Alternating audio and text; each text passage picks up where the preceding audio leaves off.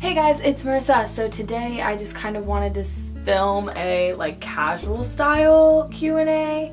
I have filmed this twice already actually, and my camera died in between the first time and the second time. It's in the middle of filming when I realized that I had to go to an appointment.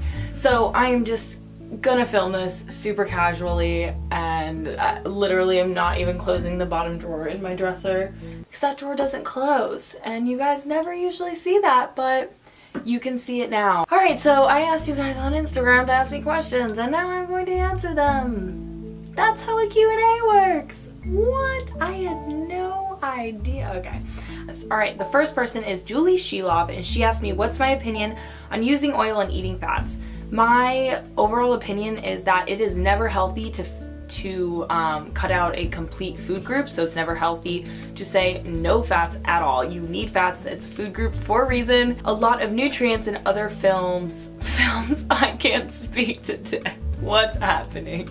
This is why I filmed it 3 times. Okay. A lot of nutrients in other foods cannot There's a lot of nutrients in other foods that cannot be properly absorbed without the presence of fat. That's why they're called fat-soluble vitamins, A, D, E, and K. So those cannot become adequately absorbed without it. So I definitely think that eating whole plant-based fats are good for you. Catleria, I don't know, asked what was my wake-up moment in my eating disorder. My wake-up moment was when I was dog sitting and I ate their 3-pound bag of fruit and nut mix. Yeah, that wasn't the first time I had a huge binge like that, but after going vegan and I finally gave myself permission to eat, I was eating, and then it just started resulting in a lot of binges, but I didn't know why, but obviously my body needed those calories. So this was like the millionth time, and I was just sitting there and I was just unconsciously eating, and it was hurting and I just could not stop. And when I was done, I just felt sick. I felt so sick. I felt gross, and that's when I was like, I need to get help. So I did, and then I went into treatment, and here I am now. Catleria also asked what's my next step in life this year. I don't know. Get good grades, live in the moment, maybe get a bae. Oh no.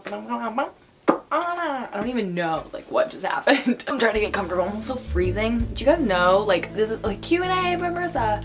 Marissa, do you have any diseases? Yeah, I have Raynaud's. Do you guys know what Raynaud's is? It sucks. And so I'm constantly whoa, now that I live in the cold, constantly wearing fuzzy socks and have blankets on constantly, because even if it's warm inside, my fingers and toes, see, look, it's already starting to do it. My fingers and toes will turn pure white, and if it gets worse, they can turn purple and fall off. So it really sucks. It's like a poor circulation type disease thing. I don't even know. It's very common and not deadly. That's why I always do hashtag living with Raynaud's, because it's so funny. Hashtag living with Raynaud's. You poor you. It's so not a big deal. Marianne Kelly asked, how do I deal with people who aren't supportive of me in respect to veganism?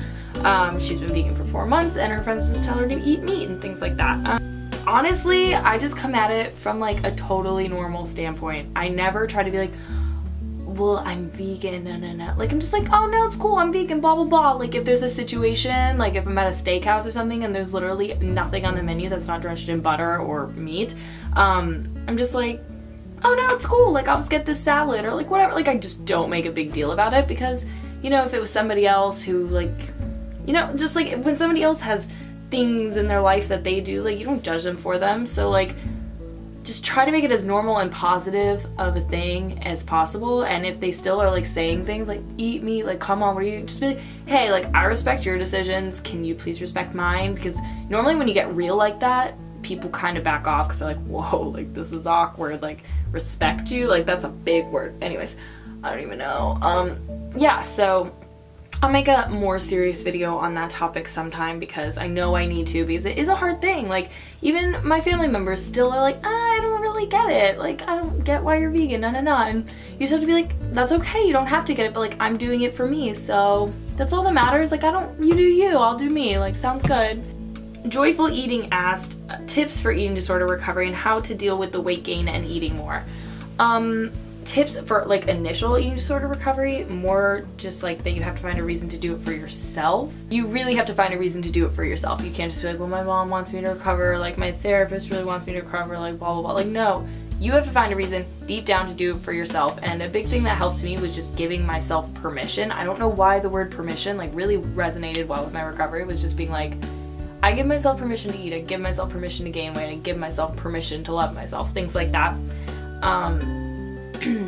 For eating more and weight gain, unfollow anyone on social media that triggers you, even if they aren't like a fitness account, just anyone who like makes you feel like you need to look like that in a way. But just unfollow any accounts that trigger you. Follow body positive accounts, my favorite being Isabella Mente.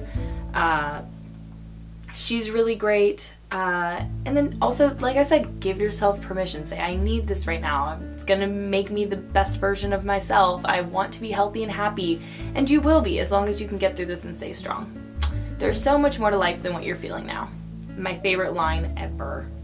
Rolo Life asked, what was the breaking point when I knew acting wasn't for you? Okay, the moment I knew I didn't want to act was when, there wasn't really a moment, it all just kind of like fell together, but I just was going into audition after audition after audition, and whether or not I was booking them or not, I just wasn't really feeling fulfilled. I really didn't enjoy them. Didn't want to study my lines. I didn't want to go to my acting class. Like, it was just kind of like, I just wasn't enjoying it. And around the same time, I started to really fall into nutrition and do all that type of stuff. So I found myself procrastinating my acting stuff by doing research on nutrition. And one day I was talking to my friend Alex about nutrition and how I like thought I might want to be a nutritionist and stuff. She just like sat with me for like a good hour being like, tell me you don't want to be an actress, tell me you want to go into nutrition. And I could not say it for the longest time, like literally an hour. I was saying, I'm like, no, like what are you talking about? And she's like, no, like I know that's what you want and you're just scared, like that's you. And finally I said it and I just like cried, and it was like a cry of fear and being scared because I never knew anything except acting, and also just like a cry of relief. Like I felt like a big weight had been lifted off my chest. Like I finally felt like me. It was such a weird moment, but yeah, that was kind of the moment, I guess, was sitting there with my friend Alex. But then there was that huge transition from everything. Earth to You, who is Sabrina, my friend, she asked me, what are my tips for moving away from home, pros and cons, and how was my experience? Oh, I don't even know. Just save money before doing it. It's just better to have that cushion rather than to get there and feel like I gotta get a job right now because I have no money and no idea what I'm doing. Like my experience was, I was 16. For those of you who don't know, I moved out when I was 16 and went to a performing arts school in Florida, and I Skyped my parents often, but I feel like if you have a real purpose for moving away from home, it really helps because you have something that you're working towards every day and something to keep your attention on. Because if you don't, if you're just moving away to figure yourself out, you're probably gonna find yourself pretty homesick. So yeah, just having like a good reason to want to go away. Also, doing your best to like get out there and go do things, get out there, go do things, make friends, because once you surround yourself with like-minded, positive, happy, loving people, it's going to kind of make you less homesick because you won't be thinking about that as much because you'll already feel like loved and stuff. It'll start to feel like home. Pros and cons, I guess pros would be moving away, being able to do whatever you want, living like outside of your parents' house, I don't know. Having new experiences, learning so much about yourself. You learn so much about yourself when you're on your own and when you're just away from everything that you've known. Cons, I guess, biggest con would be money. You know, you're not living in your parents' house anymore. Winnie is huffing and puffing. Winnie. Biggest con would be money. Yeah, it's expensive to live on your own. Obviously, when you're in the house with your parents, you're not paying rent, you're not paying for your gas, your bills, your food, and then you move away and you're like, crap, I'm an adult, this sucks. But, and also being away from family. It is a con, but you can get through it. A lot of people say like, I could never be that far away from my family. But once you do it, you don't even realize like it's not that hard. And I have a good relationship with my parents, but you talk to them, you're on Skype, blessed for FaceTime and Skype. I mean, geez Louise, that's amazing. And also you'll see them, and when you see them, you get sick of them really easily, so yeah. N.A. Marina said, I have an iron deficiency. Do you have any tips? I eat enough calories. I've been vegan for a year. And another question is, why are you so amazing? Oh my god, please stop. That's so nice. Okay, so for an iron deficiency, I'm sure you've gone to the doctor about it, so I'm sure they've given you their tips, because how else would you know you have an iron deficiency? But I would just suggest to obviously take an iron supplement. Like, supplements are great to supplement your diet, obviously. So if you're eating a healthy, well-balanced diet and you just aren't getting enough iron, that's cool, no worries. Take an iron supplement, but also along with that, you're going to need to eat a lot of foods that are rich in vitamin C, or also take a vitamin C supplement. I'm pretty sure at Trader Joe's they sell one that's like iron and vitamin C, because vitamin C helps better absorb non-heme iron, which non-heme is from plant sources. So you're definitely going to want to balance your iron out with your vitamin C. So, you know, take an iron supplement, but also make sure that you are getting your beans and legumes and things like that to increase your iron intake. Jamie's Beck asked me, can you tell us more about what you did to get into dietetics school?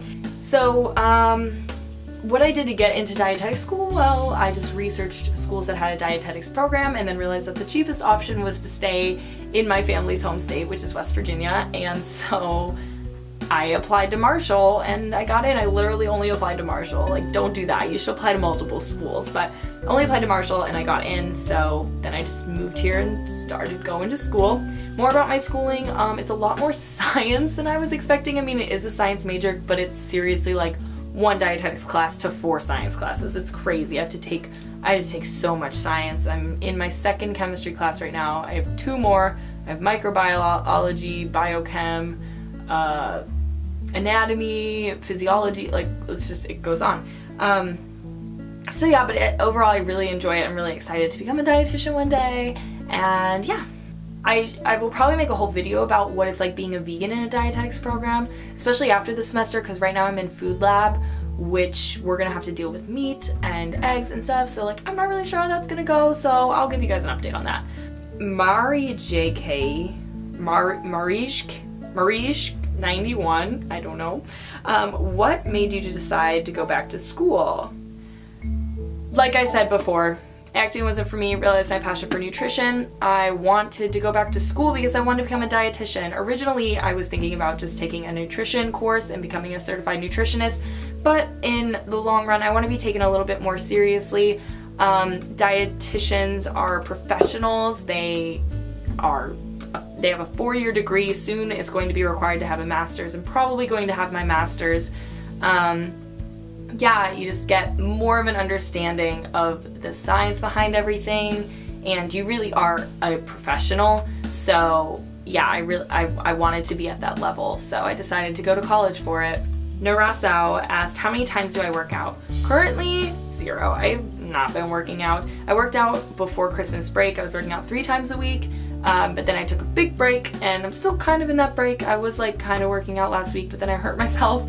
But on Monday I'm starting to train for a half marathon. So yeah, I will probably run anywhere from 3 to 5 times a week starting Monday. Alright, so that is my Q&A right as my camera is dying again. Thank you guys so much for watching. If you like this video, give it a thumbs up, comment down below what you think, and any other questions you might have, and subscribe so you know when I put out new videos. Bye guys!